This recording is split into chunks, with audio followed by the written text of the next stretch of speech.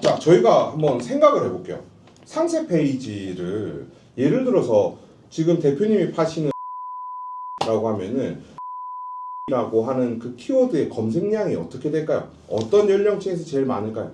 20대, 30대가 제일 많겠죠. 그 다음에 40대, 50대도 있을 거예요. 근데 그 검색 광고를 해보셨으면 아시겠지만은 검색 광고가 예를 들어서 같은 키워드를 쓰더라도 어떤 이제 누구한테 보여지느냐에 따라서 클릭률이 천차만별이에요. 이게 10대, 20대랑 저기 40대 이상 분들을 타겟팅하는 요 단어를 공통적으로 쓰면은 여기도 못 잡고 여기도 못 잡았어요. 그래서 이 광고를 나눌 적에도 그냥 10대, 20대한테 보여지는 그런 광고 문구들 같은 경우에는 대체적으로 이벤트라든지 기획에 관련된 문구들을 많이 썼고요. 그리고 40대 이상 분들한테는 그 퀄리티. 근데 광고는 그렇게 만들어 놓고 랜딩 페이지 있지 않습니까? 랜딩 페이지. 그러니까 사람들이 클릭을 해서 도착하는 랜딩 페이지가 그 내용들을 담지 못하면 이탈률이 컸거든요. 그래서 지금 여기 계신 분들 중에서는 스마트 스토어가 메인이신 분들도 있을 거고 자사몰이 메인이신 분들도 계실 건데 사실 스마트 스토어를 하시는 분들은 사실 지금 이 내용들을 활용을 좀 할 방법이 정말 좀 한정적으로 축소되어 있어요. 자사몰로 하게 된다라고 하면은 히든 페이지라는 걸 만들어서 딱 특정 URL에서만 열리게끔 만들 수가 있거든요. 그래서 좀 뭐 유명한 가구 업체라든지 뭐 유명한 아동복 업체라든지 이런 쪽 같은 경우에는 그 메타 광고를 진행을 할 적에도 들어가는 랜딩 페이지가 다 틀려요. 예를 들어서 우리는 40대 이상을 타겟팅을 할 거야라고 하면은 윗부분에 소셜 프루프라는 장치. 그러니까 우리는 원래 유명하고 많은 사람들이 우리를 많이 구매를 하고 있고 우리는 뭐 N쇼핑에서 1등을 하고 있고 이런 내용들이 먼저 나오고 좀 젊은 연령층들을 타겟팅을 한다라고 하면은 우리는 며칠까지 할인 이벤트를 하고 우리는 하나 사면 하나를 더 주고 있고 뭐 며칠까지 몇 프로를 할인을 한다 이런 내용들을 먼저 보여주는 거죠. 그러니까 같은 상품인데 랜딩 페이지는 두 가지가 되는 거예요. 실제적으로 이거는 제가 테스트도 해봤어요.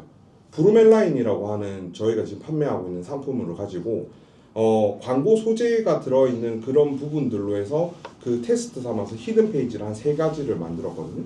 그게 랜딩 페이지를 다 다르게 접목을 한 거예요. 그러니까 실질적으로 클릭률이라든지 이탈률은 좀 상당히 뭐 한 10% 이상 차이가 많이 났었고요. 이게 제일 중요한 게 스마트 스토어는 이제 바뀌어요. 어떻게 바뀌냐? 가격 비교에 힘을 쏟을 필요가 없어요. 지금 저희 단톡방에 계신 분 중에 얼마 전에 저희 단톡방에 들어오신 대표님이 계세요. 그 대표님의 주력 상품 코드 그 페이지에 들어가면은 리뷰 수가 10만 개가 넘어요. 그리고 예전 같은 경우에는 라고 검색을 하면은 가격 비교에서 1, 2등 안에는 무조건 들어갔어요. 로직이 바뀌든 무슨 뭐가 바뀌든 뭐 풍파가 오든 뭐 전쟁이 나든 무조건 1, 2등 안에 들어갔었거든요. 그 1, 2등을 버렸어요. 그냥 우리 일부러 가격 비교로 묶어버려 갖고 우리 순위를 낮춰버립시다. 그렇게 말씀을 드려갖고 가격 진짜 낮췄어요. 그래서 1페이지에 그냥 여기 위에 광고가 나오고 더보기를 누르면 밑에 요 부분에 광고가 나오지 않습니까? 이 광고 밑에 중단에 나오는 광고 영역보다는 위로 그냥 요 수준만 유지를 합시다라고 바꿨고 그러면 그 대표님은 어디에 상위 노출을 선택하셨을까요? 지금 제일 스마트 스토어의 화두가 되는 거. 스마트 스토어가 뭘로 바뀌었죠? 플러스 스토어. 플러스 스토어로 바뀌었죠. 그 플러스 영역에서 1등을 하고 있어요. 지금 근데 둘 다 1등하면 좋은 거잖아요. 둘 다 1등을 못해요. 왜요? 네이버에서 그렇게 안 놔둬요. 플러스 스토어 나 가격 비교가 훨씬 노출이 훨씬 더 많잖아요. 근데 그거를 왜 바꿨느냐? 이제 바뀌는 로직이 가격 비교보다는 플러스 영역이 위로 가는 거예요. 얘는 이제 밑으로 떨어지는 거예요. 그러니까 우리는 미리 바꿔놓는 거예요. 근데 앞전에도 이 대표님이 그 스토어팜이었을 적이랑 이제 스마트 스토어로 넘어왔을 적에 스토어팜 로직을 한 3개월 정도 냅두고 아예 그냥 3개월 우리 손가락 빨자 하고 스마트 스토어 로직으로 확 바꿔놨었거든요. 아마 그거를 빨리 바꿔놨기 때문에 하늘이 두 쪽 나도 가격 비교에서는 1, 2등을 유지를 했지 않았을까라는 게 제 생각이에요. 근데 저희도 지금 그렇게 하고 있잖아요. 네. 근데 언제 바뀌어요? 모든 업종들 있지 않습니까? 김치가 먼저 바뀌고요. 그 다음에 물티슈 이런 것들이 바뀌어요. 패션 잡화 쪽 넘어오려고 하면은 제가 봤을 때는 한 이 2달 3개월 정도 남았어요.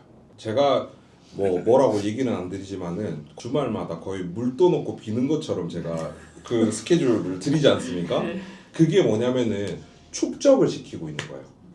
이게 다른 말로 한다라고 하면은 네이버에서는 인정률이라는 거를 체크를 해요. 이거는 인스타그램은 안 그런데 유튜브에서도 마찬가지예요. 이게 뭐냐면은 유튜브를 제가 최근에 4개월 전부터 유튜브를 시작을 했지 않습니까? 제가 4개월 동안 진짜 빠르게 구독자가 늘어서 6,000명을 돌파를 했어요. 근데 6,000명이 되기 이전까지는 조회수가 500건이 나오기가 힘들었거든요. 근데 6,000건을 넘어가니까 이제 1,000 밑으로는 절대 안 떨어져요. 그 1,000구간은 돌파를 했다. 이 돌파를 했다 이 단어가 어떤 의미냐면은 만약에 예를 들어서 제가 못된 작업을 했어요. 여기 계신 대표님들한테 대표님 사돈에 팔촌에 지인에 뭐 다 동원해서 제 거 한 번씩은 다 봐주세요 해서 100명에 계신 분들이 뭐 10명씩을 더 붙여서 1,000건을 봐주셨어요. 근데 제가 예를 들어서 구독자가 한 3,000명밖에 안 돼요. 그러면은 1,000명의 조회수가 나와도 유튜브 채널에서는 야 아니야 너 X이잖아 너 이런 거 안 돼 너 1,000번인데 300건만 내가 인정해줄게. 인정률이 적용되는 거예요. 왜요? 그게 작업을 방지하기 위한 유튜브의 허들 수단이에요. 근데 그러니까 어떻게 알아? 어떻게 아냐고요? 그러니까 기준이 있어요. 기준이 카테고리 기준도 있고 채널의 기준도 자기들이 평균수를 해놓는 거야. 평균수가 있다라는 거죠. 그러니까 근데 예를 들면 팔로워가 낮아도 갑자기 알고리즘을 타고 가서 팍 치고 올라가면 그거는 본인들 알고리즘이라는 걸 아니까 괜찮은 거예요? 그 제외가 되는 경우가 있어요. 제외가 되는 경우. 이거 유튜브 얘기예요. 네이버 얘기에서 잠깐 빠진 거예요. 유튜브에서는 제외가 되는 경우가 뭐냐면은 내가 채널을 만들 적에 나는 파퓰러야.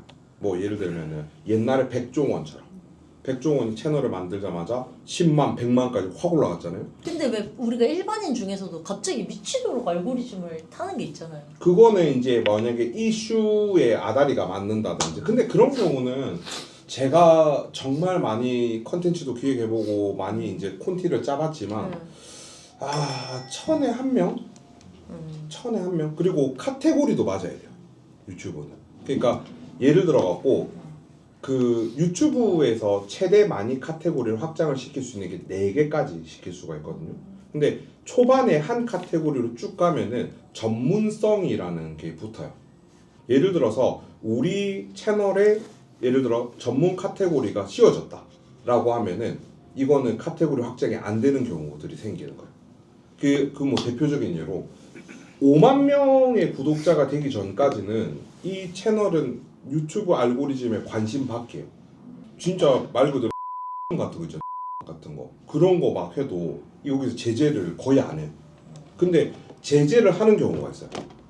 예를 들어서 방송 영상에서 막 이제 얘기를 하다가 이랬다. 그러면 제재가 들어와요. 근데 이것도 제가 의사 가운을 입고 그러니까 AI가 봤을 적에 저 사람은 의사야 라고 느끼게끔 의사 가운을 입고 청진기를 목에 메고 어쩌고 저쩌고 이런 얘기를 하면은 전문성 채널로 분리를 하는 거예요. 이 스마트 스토어 같은 경우에도 마찬가지로 인정률이 적용이 되는 채널이에요. 예를 들어서 노출수 기반이거든요. 네이버에서는 뭐라고 생각을 하냐면은 너네가 노출수 검색량이 예를 들어서 1,000번 정도 나오는 카테고리인데 예를 들어 유입량이 1,100번이다. 대표님 말이 돼요? 말이 안 되잖아요. 근데 1,100번을 쏘았다라고 하면은 어뷰징 의심을 하는 거예요. 얘네들이. 조금 수상한데 근데 외부 채널에서 들어왔을까? 그것도 네이버가 바보가 아닌 이상 알죠. 외부에서 무슨 이슈가 있었기 때문에 얘네들은 올라갔구나. 근데 이것도 제외되는 경우가 있어요. 이거 제외되는 경우가 뭘까요? 이게 뭐냐면은 예를 들어서 하는 이 상품명이 있죠. 이게 이제 명사가 있죠. 이게 조회수가 아마 한 3, 4만 정도 나올 거거든요. 근데 검색을 하면은 조회수가 한 4만 한 5천 거의 5만 가까이가 나와요.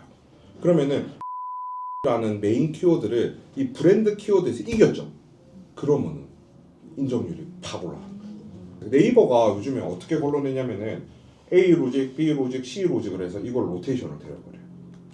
A 로직일 때는 상위 노출이 되다가 네이버가 잠깐 B 로직으로 바뀌면은 이거 쭉 떨어지고, 그러면 셀러분들 입장에서는 떨어졌다 생각하고 작업을 더 하잖아요. 그럼 어디를 잡아내는 거예요. 그래서 그런 부분들은 좀 조심을 하셔야 돼요. 근데 이게 만약에 좀 전 업종이 동일하게 그렇게 놀링을 돌면은 제가 단톡방에다가 공지를 해드릴 수 있겠죠. 근데 카테고리별마다 틀려요.